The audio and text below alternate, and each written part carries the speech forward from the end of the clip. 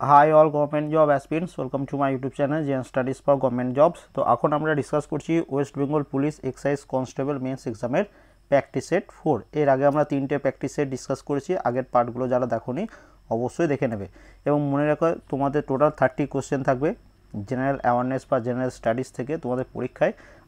এই সেটটাতে total 26 question আছে, তার মধ্যে 25 কোশ্চেন অ্যান্সার আমি দেবো, একটা কোশ্চেন অ্যান্সার তোমাদের জন্য রাখবো। এবং বলে রাখি প্রতিদিন সকাল 8টার সময় আমি তোমাদের কারেন্ট অ্যাফেয়ার্স লাস্ট 6 মান্থ করাচ্ছি, তো অবশ্যই সেগুলো দেখবে, যেটা তোমাদের পরীক্ষায় খুবই কাজে লাগবে। কারণ মিনিমাম তোমরা পরীক্ষা দিতে যাওয়ার আগে মিনিমাম লাস্ট 6 মান্থসের কারেন্ট অ্যাফেয়ার্স কিন্তু করে যেও।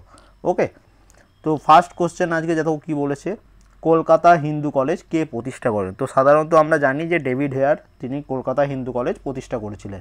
অপশানে ডেভিড হেয়ার নেই, তো ডেভিড হেয়ারকে হেল্প কে করেছিলেন? ডেভিড হেয়ারের সাথে রাজা রামমোহন রায়। তো এখানে এটা অ্যান্সার কী হচ্ছে? Option D. এবার কলকাতা হিন্দু কলেজ কত সালে এস্টাবলিশ হয়েছিল সেটাও কিন্তু পরীক্ষায় আসে।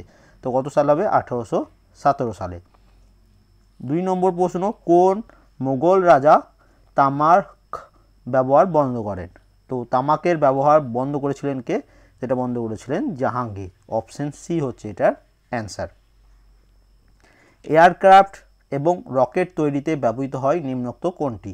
তো এগুলোর মধ্যে এয়ারক্রাফট এবং রকেট তৈরিতে ব্যবহৃত হয় অ্যালুমিনিয়াম। অপশন ডি হচ্ছে এটার অ্যান্সার।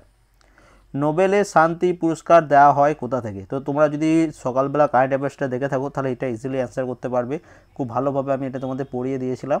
তো দেখো, নোবেল শান্তি পুরস্কার এটি দেওয়া হয়ে থাকে ওসলো, নরওয়ে থেকে। ওকে, নোবেল শুধু শান্তি পুরস্কারটা, বাকিগুলো সব কোথা থেকে দেওয়া হয়? স্টকহোম থেকে। ওকে, এটা মনে রাখবে। এবং 2019-এ নোবেলের শান্তি পুরস্কার কে পেয়েছিলেন?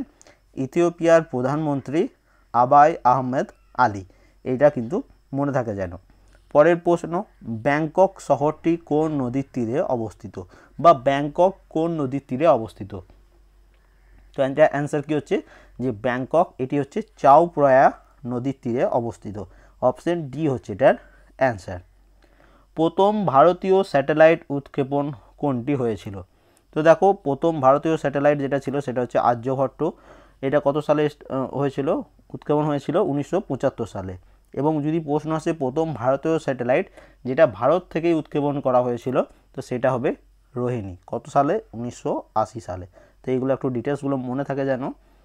দুপুরবেলায় নিঃশব্দ এলাকায় শব্দের মাত্রা গ্রহণযোগ্য কত পর্যন্ত? মানে কত পর্যন্ত এই দুপুরবেলায় নিঃশব্দ এলাকা শব্দ নিতে পারবে? তো ম্যাক্সিমাম 75 ডেসিবেল পর্যন্ত এটার অ্যান্সার। অপশন ডি হচ্ছে এটার অ্যান্সার। ওএনজিসি, তো ওএনজিসির প্রধান কার্যালয় মানে হচ্ছে হেডকোয়ার্টার কোথায়? তো এই হেডকোয়ার্টার রিলেটেড একটা প্রশ্ন তোমাদের পরীক্ষায় আসবে। তো ওএনজিসি এর হেডকোয়ার্টার কোথায়? এর হেডকোয়ার্টার হচ্ছে দেরাদুন। অপশন বি হচ্ছে এটার অ্যান্সার।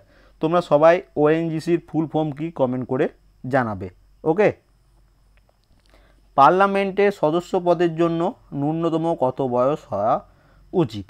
তো পার্লামেন্টের সদস্য পদের জন্য ন্যূনতম বয়স হওয়া উচিত সেটা হচ্ছে 30 বছর। মানে রাজ্যসভার মেম্বার হতে গেলে, ঠিক আছে, রাজ্যসভার মেম্বার হতে গেলে মিনিমাম কত এজ হওয়া উচিত? তো রাজ্যসভার মেম্বার হতে গেলে লাগে 30 বছর।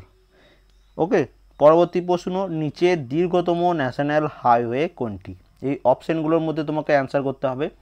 তো দেখো, এইগুলোর মধ্যে NH2 এটি হচ্ছে দীর্ঘতম হাইওয়ে, কিন্তু সব যদি বর্তমানে কারেন্টলি যদি কোশ্চেন আসে যে ন্যাশনাল হাইওয়ে কোনটি সবথেকে দীর্ঘতম, তো সেটা অ্যান্সার হচ্ছে ন্যাশনাল হাইওয়ে NH44।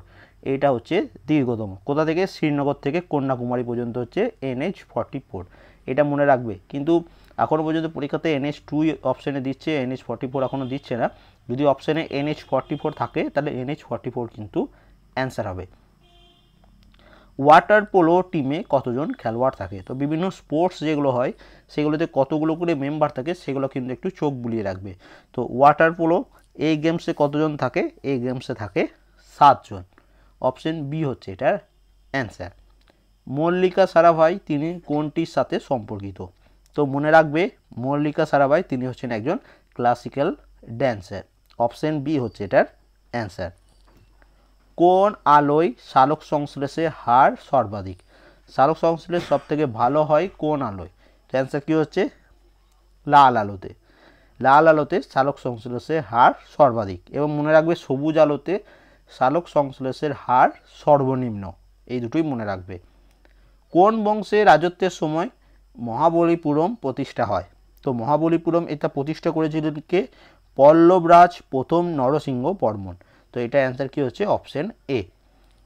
পরবর্তী প্রশ্ন, প্রথম ভাষাভিত্তিক রাজ্য কোনটি? বহু ইম্পর্টেন্ট প্রশ্ন, এটা অনেক পরীক্ষা এটা এসেছে। তো প্রথম ভাষা ভিত্তিক রাজ্য হচ্ছে অন্ধ্রপ্রদেশ। অপশন সি হচ্ছে এটার অ্যান্সার। এবার আমরা চলে যাচ্ছি পরবর্তী পেজে। কথাকলি কোন রাজ্যের নৃত্য? তো এই ধরনের ড্যাশ ফর্ম রিলেটেড প্রশ্ন একটা কিন্তু তোমাদের পরীক্ষায় আসবে, তো সেটা অবশ্যই দেখে রাখবে। তো কথাকলি এটি হচ্ছে কেরালা রাজ্যের নৃত্য।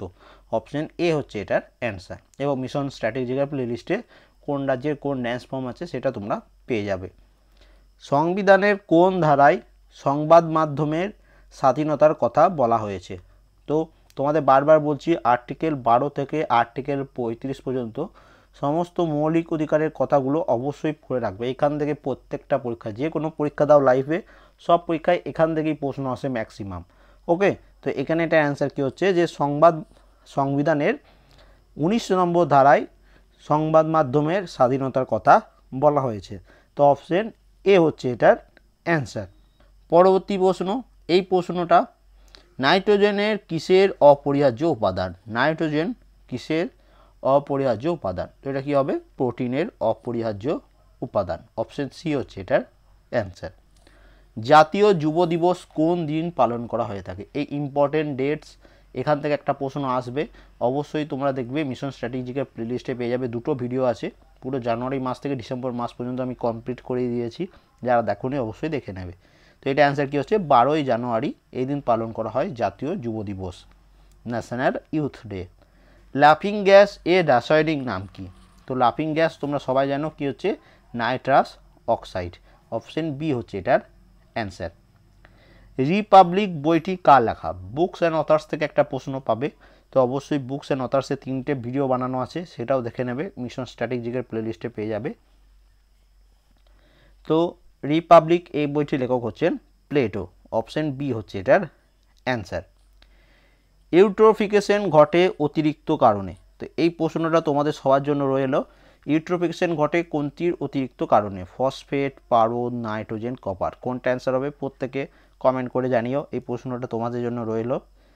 কোষের শক্তিঘর, পাওয়ার হাউস অফ সেল, কাকে বলা হয়? তো কোষের শক্তিঘর এটি বলা হয় মাইটোকন্ড্রিয়াকে। অপশন বি হচ্ছে এটার অ্যান্সার।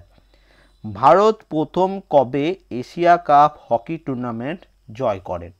ভারত প্রথম কবে এশিয়া কাপ হকি টুর্নামেন্ট জয় করেন? তো এটা কত সালে? 2003 সালে প্রথম। 2003 সালের পর ভারত 2007 সালেও এশিয়া কাপ টুর্নামেন্ট জিতেছিল, তারপরে 2017 সালেও এশিয়া কাপ হকি টুর্নামেন্ট জিতেছিল। ভারত টোটাল এখন পর্যন্ত 3বার এশিয়া কাপ হকি টুর্নামেন্ট জিতেছে, এটা মনে রাখবে। ওস্তাদ আমজাদ আলী খান যে বাজনায় সুপরিচিত, বা ওস্তাদ আমজাদ আলী খান কোন বাদ্যযন্ত্রের সাথে সম্পর্কিত? অ্যান্সার কি হচ্ছে? সারদ বাদ্যযন্ত্রের সাথে সম্পর্কিত। লাস্ট প্রশ্ন, সবাই ভুল করে, ভারতের উচ্চতম মালভূমি কোনটা? উচ্চতম মনে হচ্ছে হাইয়েস্ট কোনটা? হাইয়েস্ট প্লেটু, কী হবে অ্যান্সার? তো ভারতের উচ্চতম মালভূমি হচ্ছে লাদাখ মালভূমি। অপশন সি হবে এটার অ্যান্সার। অনেকজনে এটা পামির মালভূমি করে দিতে পারো, কিন্তু পামির ভূমি উচ্চতম নয়, হাইয়েস্ট বলেছে, দীর্ঘতম বলেনি কিছু, উচ্চতম মালভূমি। অ্যান্সার কী হচ্ছে? লাদাখ মালভূমি। তো টোটাল আজকের সেটটাতে 25 কোশ্চেন। কেমন লাগলো আজকের সেটটা অবশ্যই কমেন্ট করে জানাবে।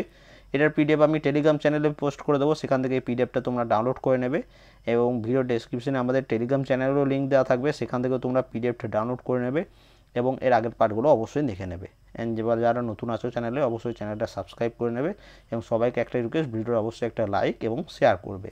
And thank you for watching.